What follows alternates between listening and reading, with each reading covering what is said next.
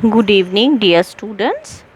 So, we are back with our lecture on paper 5, that is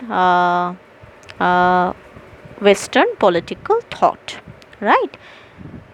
तो आपके semester 5 में जो वेस्टर्न पॉलिटिकल थॉट वाला पेपर है उसमें से मैंने एक ही विषय आप लोगों को अब तक पढ़ाया है, वो है Hegel and his concept of the state and civil society, right. तो आज मैं एक नया विषय आपके साथ शुरू करना चाहूँगी। इस विषय का नाम है सिंडिकलिज्म। अगर आप आपके सिलेबस पर गौर कीजिएगा तो देखिएगा कि आपके सिलेबस में एक चैप्टर है जिसमें आपको पढ़ना है सिंडिकलिज्म, गिल्ड सिंडिकलिज्म। तो आज हम सिंडिकलिज्म के ऊपर बातचीत करेंगे। तो आप लोगों ने मार्क्सिज्म शायद पढ़ा है। आपके फर्स्ट सेमेस्टर में आप लोगों ने मार्क्सिज्म यानी मार्क्स के पॉलिटिकल फिलोसॉफी के बारे में थोड़ा बहुत जानकारी अदा की थी। तो मार्क्स ने क्या प्रचार किया था या फिर हमको क्या सिखाया था? सोशलिज्म, है ना।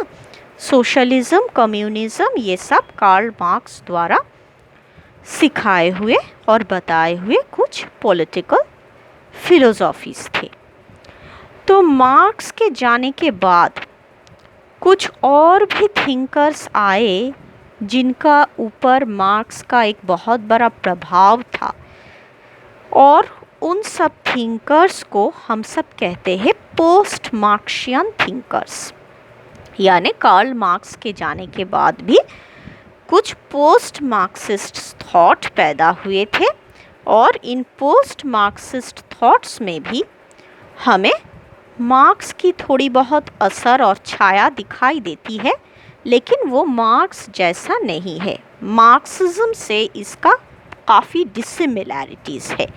ये सब जो थियरीज़ पोस्ट मार्क्सिस्ट स्कॉलर्स ने बनाया था, जैसे कि सिंडिकलिज्म, गिल्ड सिंडिकलिज्म, एनार्किज्म, तो इसमें आपको मार्क्स की थोड़ी बहुत सोशलिज्म की असर तो दिखाई देगा, लेकिन मार्क्स जैसा वो पूरी तरह से सिमिलर इडियोलॉजी नहीं है। उसमें काफ़ी वेरिएशंस है और पूरी तरह वो मार्क्सिस्ट सोशलिज्म नहीं है। तो चलिए आज हम ऐसी ही एक सोशलिज्म को देखते हैं जिसका नाम है सिंडिकलिज्म। ये भी एक किस्म का सोशलिज्म है। मार्क्स के गुजर जाने के बाद ये सोशलिज्म पैदा हुआ। कुछ थिंकर्स ने इसको पैदा किया फ्रांस में। सिंडिकलिज्म की पैदाइश हुआ था फ्रांस में एक पर्टिकुलर एनवायरनमेंट में। और सिंडिकलिज्म का मकसद क्या था, उस पर मार्क्स का कितना प्रभाव है और कितना वो मार्क्स से डिसिमिलर है, मार्क्सिस्ट सोशलिज्म से ये कितना डिफरेंट है, यही हम आज की विषय में देखेंगे। ओके, तो देखिए जो नोट मैंने आप लोगों को मेल करके भेजा था उसमें पहला जो पैराग्राफ है वहाँ कहा जा रहा है, near the anarcho communists on the decentralist side of socialism were the syndicalists। तो सिंडिकलिज्म को प्रचार करने वाले जो थियोरेटिशियंस, जो थिंकर्स, उनको कहा जाता है सिंडिकलिस्ट्स। और सिंडिकलिस्ट्स हमको किस तरफ मिलता है? Near anarcho communist. तो एनार्को कम्युनिस्ट्स कौन है? वो सब थिंकर्स जो कम्युनिज्म में भी यकीन रखते हैं और एनार्किज्म में भी यकीन रखते हैं। अब एनार्किज्म क्या है ये आपको एक सेपरेट चैप्टर में पढ़ने को मिलेगा। इन शॉर्ट आप यही जान लीजिए, एनार्किज्म मतलब वो थियोरी जिसका मानना है कि स्टेट का इस सोसाइटी में कोई जगह नहीं है और वर्कर्स बोलिए, पेजेंट्स बोलिए, जो अपने हक के लिए लड़ रहे हैं, जो सोशलिज्म इस्टेब्लिश करना चाह रहे हैं, उनको अपनी लड़ाई खुद करनी पड़ेगी। वो किसी के अथॉरिटी के अंडर रहकर अपना मूवमेंट, अपना आंदोलन नहीं करेंगे। तो एनार्किज्म और कम्युनिज्म का मतलब आप जानते हैं, मार्क्सियन कम्युनिज्म, जिसका मोटो है सोसाइटी में सबके लिए एक समान अधिकार प्रतिष्ठा करना। तो एनार्को कम्युनिस्ट के बहुत करीब करीब है ये सिंडिकलिस्ट थिंकर्स। ओके, तो सिंडिकलिस्ट लोग एनार्को कम्युनिस्ट लोगों के बहुत करीब है, मतलब एनार्को कम्युनिस्ट लोगों के सोच के साथ सिंडिकलिस्ट सोच की काफ़ी मेल है, सिमिलैरिटी है। और साथ में सिंडिकलिज्म सोशलिज्म की किस तरफ है, on the decentralist side of socialism, मतलब कोई स्टेट इस सोशलिज्म को रेगुलेट नहीं करेगा, कोई पर्टिकुलर पॉलिटिकल पार्टी जैसे कि कम्युनिस्ट पार्टी इस सोशलिज्म को रेगुलेट नहीं करेगा।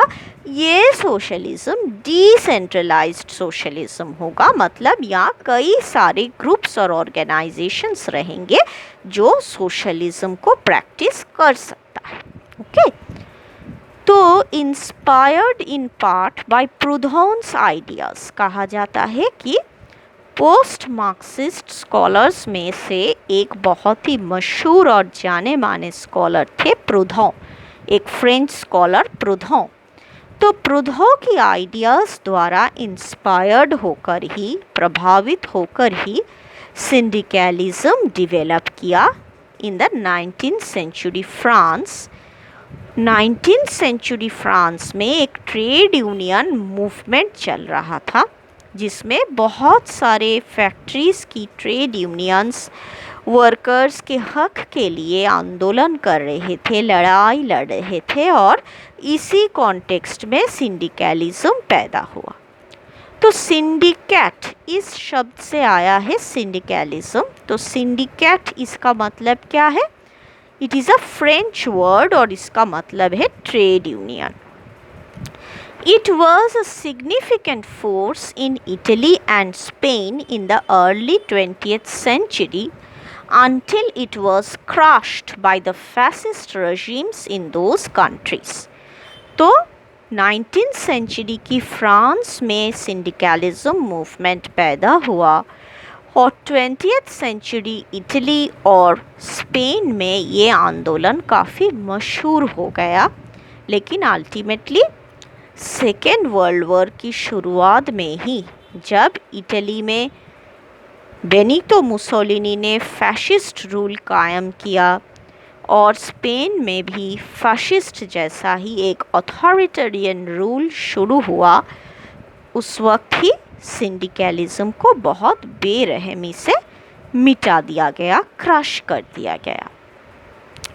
In the United States, syndicalism appeared in the guise of the Industrial Workers of the World or WOBLEs founded in 1905। मतलब ये सिंडिकलिस्ट मूवमेंट सिर्फ यूरोप के दायरे में ही सीमित ना रहकर यूनाइटेड स्टेट्स ऑफ अमेरिका भी पहुंच गए थे कि इस वक्त 1905 में, और जिस ऑर्गेनाइजेशन ने इस सिंडिकलिज्म को प्रैक्टिस किया था यूएसए में, उसका नाम था industrial workers of the world या फिर WOBLEs। The hallmarks of syndicalism were workers control and direct action. तो सिंडिकलिज्म का क्या कहना है कि सिर्फ और सिर्फ वर्कर्स ही अपने हक के लिए लड़ेगा, अपने हक के लिए आंदोलन करेगा। और कैसे करेगा ये आंदोलन? थ्रू डायरेक्ट एक्शन, मतलब फैक्ट्री के मालिक के अगेंस्ट वो लोग डायरेक्ट एक्शन लेगा। तो इसमें अगर मारामारी, हाथापाई करनी पड़े वो भी करेंगे, लेकिन जो भी करेंगे वर्कर्स लोग खुद करेंगे, ट्रेड यूनियन करेगा, कोई पॉलिटिकल पार्टी या दूसरा कोई ऑर्गेनाइजेशन आकर इन लोगों को गाइड नहीं करेगा। Syndicalists such as Fernand Pelloutier distrusted both the state, which they regarded as an agent of capitalism, and political parties which they thought were incapable of achieving radical change. तो syndicalism में यकीन रखने वाले thinkers और आंदोलन करने वाले workers को ना ही स्टेट पर भरोसा था और ना ही कोई पॉलिटिकल पार्टी पर भरोसा था। तो स्टेट पर भरोसा ना करने की वजह यह था कि स्टेट असल में कैपिटलिज्म का एजेंट है। स्टेट वही करेगा जो कैपिटलिस्ट क्लास यानी कि बिजनेस क्लास, इंडस्ट्रियल क्लास के स्वार्थ में है, और पॉलिटिकल पार्टीज भी कोई ना कोई क्लास को रिप्रेजेंट करेगा। वर्कर्स की जेन्युइन इंटरेस्ट को ये लोग कभी रिप्रेजेंट नहीं कर सकता है। तो सिंडिकलिस्ट्स का मानना था कि सिर्फ और सिर्फ वर्कर्स अपने ट्रेड यूनियन संगठन के ज़रिए ही अपने हक के लिए आंदोलन कर सकता है, ना ही स्टेट, ना ही कोई पॉलिटिकल पार्टी इनको अपने आंदोलन में सहायता कर सकता है। देयर मतलब aim of the syndicalists, their aim was to replace capitalism and the state with a loose federation of local worker groups which they meant to bring about through direct action, especially a general strike of workers that would bring down the government as it brought the economy to a halt. तो देखिए syndicalist thinkers और activists का way of operation, काम करने का तरीका क्या है? उनका तरीका है कि कैपिटलिज्म को किसी भी तरह से रिप्लेस करना है। Replace by what? By socialism. Capitalism की जगह सोशलिज्म को रिप्लेस करना है और स्टेट को भी हटाकर वहाँ एक लूज फेडरेशन बनाना है, जो फेडरेशन लोकल वर्कर्स के ग्रुप्स द्वारा बनेगा। तो लोकल वर्कर्स यानी कि फैक्ट्री में काम करने वाला लोकल मजदूर और उनके ट्रेड यूनियंस को लेकर कुछ छोटे छोटे ग्रुप्स बनेंगे। इन ग्रुप्स को मिलाकर एक फेडरेशन बनाना है और यही फेडरेशन आम जनता को रूल करेगा। यहाँ पर स्टेट का कोई जगह नहीं, पॉलिटिकल पार्टी की भी कोई जगह नहीं। इन वर्कर्स ग्रुप्स का एक लूज फेडरेशन जो बना है वही आम जनता को सोशलिज्म के रास्ते में लेकर जाएगा। और इसके लिए क्या तरीका या क्या तरकीब अपनाना पड़ेगा? एक जनरल स्ट्राइक। तो वर्कर्स लोग कैसे अपने डिमांड्स को, अपने चाहतों को सबके सामने लाएगा? By organizing general strike. इन लोगों को स्ट्राइक करना पड़ेगा, फैक्ट्री का काम रुकवाना पड़ेगा ताकि मालिक लोग इनके आगे झुकने में मजबूर हो जाए। George sorrel elaborated on this idea in his Reflections Sur la Violence। Actually George sorrel एक किताब लिखा था जिसका नाम है रिफ्लेक्शंस श्योर ला वायलेंस, जिसका इंग्लिश मीनिंग है रिफ्लेक्शंस ऑन वायलेंस। ये एक फ्रेंच किताब है, इसका इंग्लिश मीनिंग है रिफ्लेक्शंस ऑन वायलेंस, जिसमें जॉर्ज सोरेल ने क्या किया था? He treated the general strike not as the inevitable result of social developments, but as a myth that could lead to the overthrow of capitalism if only enough people could be inspired to act on it। तो देखिए George sorrel अपने किताब में बोल रहे हैं कि general strike को आप एक ऑर्डिनरी डेवलपमेंट की तरह मत देखिए, ये कोई स्वाभाविक डेवलपमेंट नहीं है। तो फिर ये है क्या? ये है सभी वर्कर्स लोगों की जो आंदोलन, सोशल मूवमेंट्स, उन्हीं का एक इनएविटेबल रिजल्ट जिसको आना ही था।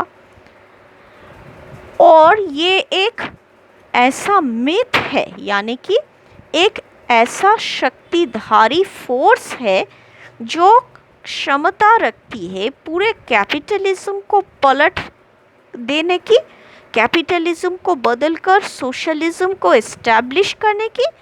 लेकिन ज़रूरी ये है कि समाज के बहुत सारे लोग, काफ़ी सारे लोग इन वर्कर्स के, इन ट्रेड यूनियन का साथ दे जब वो ये स्ट्राइक कर रहा है। ओके, आप समझ रहे हैं ना?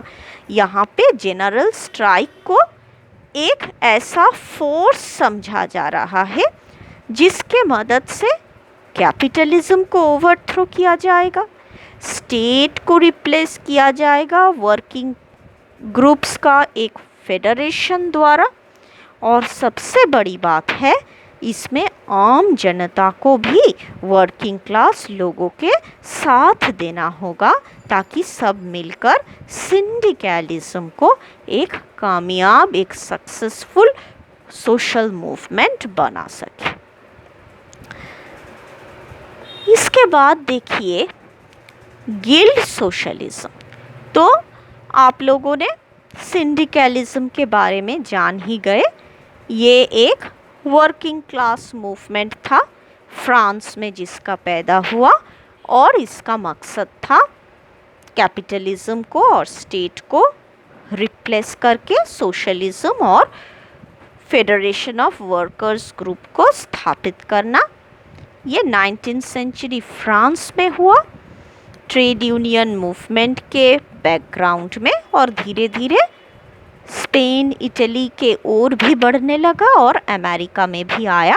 लेकिन जब से फाशिस्ट और नाज़ी मूवमेंट का शुरुआत हुआ, सिंडिकलिज्म को बेरहमी से मिटा दिया गया। तो सिंडिकलिज्म का ज़्यादा प्रभाव हमें वेस्टर्न सोशलिज्म के ऊपर दिखाई नहीं देता है। तो पोस्ट मार्क्सिस्ट जितने भी सोशलिज्म्स के बारे में आपको जानना है, उसमें से आपने सिंडिकलिज्म को तो जान लिया। इसके तुरंत बाद एक किस्म के एक दूसरे किस्म के सोशलिज्म के बारे में आपको जानना है, जिसको कहा जाता है गिल्ड सोशलिज्म। तो आइए देखते हैं ये गिल्ड सोशलिज्म क्या है। रिलेटेड टू सिंडिकलिज्म, मतलब ये भी सिंडिकलिज्म से काफ़ी रिलेटेड है, काफ़ी करीब है, but nearer to Fabianism in its reformist tactics. Guild socialism was an English movement that attracted a modest following in the first 2 decades of the 20th century. तो फेबियनिज्म क्या है? ये भी एक किस्म का सोशलिज्म है, पोस्ट मार्क्सिस्ट सोशलिज्म। याद रखिए, ये जो सोशलिज्म्स के बारे में हम पढ़ रहे हैं, गिल्ड सोशलिज्म, सिंडिकलिज्म, फेबियनिज्म, तो ये सब है पोस्ट मार्क्सिस्ट सोशलिज्म्स। यानी मार्क्स ने जिस सोशलिज्म का प्रवर्तन किया था, उनके गुजर जाने के बाद कुछ नए नए सोशलिज्म्स आए जिसमें से ये आता है। तो फेबियनिज्म भी एक किस्म का पोस्ट मार्क्सिज्म है, और ये गिल्ड सोशलिज्म जो है वो फेबियनिज्म से काफ़ी ज़्यादा मिलती जुलती है। तो ये गिल्ड सोशलिज्म का उत्पत्ति इंग्लैंड में हुआ था। जैसे आपने देखा सिंडिकलिज्म का ओरिजिन फ्रांस में हुआ था, गिल्ड सोशलिज्म का ओरिजिन हुआ इंग्लैंड में। किस वक्त? In the first 2 decades of the 20th century, inspired by the medieval guild. Actually guild होता क्या है? गिल्ड होता है एक किस्म का ऑर्गेनाइजेशन, एक कोऑपरेटिव आप बोल सकते हैं, जहाँ पे बहुत सारे लोग कलेक्टिवली एक दूसरे के साथ सहयोगिता करके एक किस्म का गवर्नेंस प्रतिष्ठा करती है। तो मेडिएवल पीरियड में यूरोप में ऐसे कई सारे गिल्ड्स हमको दिखाई देता था। तो मेडिएवल गिल्ड नाम की ऐसी इंस्टीट्यूशंस द्वारा प्रभावित होकर ही गिल्ड सोशलिज्म को बनाया गया था। Inspired by the medieval guild an association of craftsmen who determined their own working conditions and activities. Theorists such as Samuel G. Hobson and G.D.H. Cooley advocated the public ownership of industries and their organization into guilds, each of which would be under the democratic control of its trade union. तो देखिए क्या कहा जा रहा है। Guild मतलब एक association of craftsman. यहाँ क्राफ्ट्समैन का मतलब क्या है? यहाँ क्राफ्ट्समैन मतलब है इंडस्ट्री में काम करने वाले वर्कर्स जो अपने हाथों से अपने मेहनत से प्रोडक्शन कर रहा है। तो ऐसे क्राफ्ट्समैन जब अपना एक ऑर्गेनाइजेशन बनाते हैं और वो ऑर्गेनाइजेशन अपना काम करने का कंडीशन खुद तय करते हैं, मालिक लोगों के कहने पर नहीं चलते हैं, और वो लोग अपना एक्टिविटीज़ वो कितने घंटा काम करेगा, कितना पगार उनको मिलने चाहिए, कौन से माहौल में काम करना अच्छा रहेगा, ये सब खुद तय करने वाले क्राफ्ट्समैन जब अपना एक ऑर्गेनाइजेशन बनाते हैं तो उसी को कहा जाता है गिल्ड। और थियोरिस्ट्स, तो यहाँ कौन से थियोरिस्ट्स के बारे में बात हो रही है? Guild socialist theorists. जो भी थियोरिस्ट्स गिल्ड सोशलिज्म को बनाया, गिल्ड सोशलिज्म में जिनका यकीन है, उनको कहा जाता है थियोरिस्ट्स। और उनमें से इम्पॉर्टेंट थियोरिस्ट्स कौन कौन है? Samuel G Hobson and G.D.H. Cooley. तो सिंडिकलिज्म में प्रवक्ताओं के नाम पढ़ने के वक्त आप लोगों ने जॉर्ज सोरेल के बारे में जाना, और यहाँ पे गिल्ड सोशलिज्म के प्रवक्ताओं के नाम में कौन कौन आ रहे हैं? G.D.H. कूली और साथ में सैमुअल जी हॉब्सन। तो इन लोगों ने क्या एडवोकेट किया, क्या प्रचार किया? पब्लिक ओनरशिप ऑफ इंडस्ट्रीज, मतलब इंडस्ट्री जो है वो किसी प्राइवेट बिजनेसमैन के प्रॉपर्टी बनकर नहीं रहेगा, बल्कि वो एक कलेक्टिव ओनरशिप होगा। वर्कर्स लोग, बहुत सारे वर्कर्स, बहुत सारे क्राफ्ट्समैन मिलकर एक इंडस्ट्री को ओन करेगा, and their organization into guilds. और इन इंडस्ट्रीज में वर्कर लोग अपना अपना गिल्ड फॉर्म करेगा, जिस गिल्ड को कंट्रोल करेगा ट्रेड यूनियन। तो देखिए यहाँ सिंडिकलिज्म के साथ गिल्ड सोशलिज्म की काफ़ी मेल है, क्योंकि सिंडिकलिज्म को भी ट्रेड यूनियन की लीडरशिप पर भरोसा था। और गिल्ड सोशलिस्ट्स लोग जैसे सैमुअल जी हॉब्सन और G.D.H. कूली का भी मानना है कि इंडस्ट्री हमेशा वर्किंग क्लास लोगों की ओनरशिप बनकर रहेगा। ये वर्कर्स छोटे छोटे गिल्ड्स बनाकर इस इंडस्ट्री को मैनेज करेगा, कंट्रोल करेगा, और ये छोटे छोटे गिल्ड्स जो बनेंगे ये किसके लीडरशिप के अंडर रहकर काम करेगा? Trade unions. The role of the state was less clear. तो सिंडिकलिज्म ने जैसे स्पष्ट रूप से कह दिया कि स्टेट को जाना पड़ेगा, स्टेट की कोई जगह समाज में नहीं है, there should be no state. तो गिल्ड सोशलिज्म ऐसे स्पष्ट रूप से कुछ नहीं बोल रहा है। वो क्या बोल रहा है? Some guild socialists envisioned it as a coordinator of the guilds activities. तो मतलब कुछ कुछ गिल्ड सोशलिस्ट्स का मानना है कि स्टेट रह सकता है, लेकिन स्टेट की रोल क्या होगा?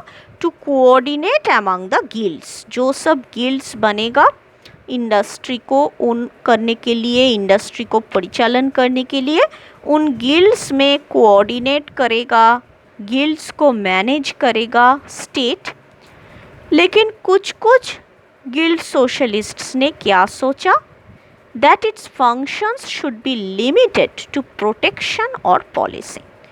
लेकिन कुछ कुछ गिल्ड सोशलिस्ट थिंकर्स को ऐसा लगता था कि स्टेट का काम होगा सिर्फ और सिर्फ वर्किंग क्लास लोगों को, उनके गिल्ड्स को प्रोटेक्शन देना और उनके हित के लिए पॉलिसीज नीति निर्धारण करना।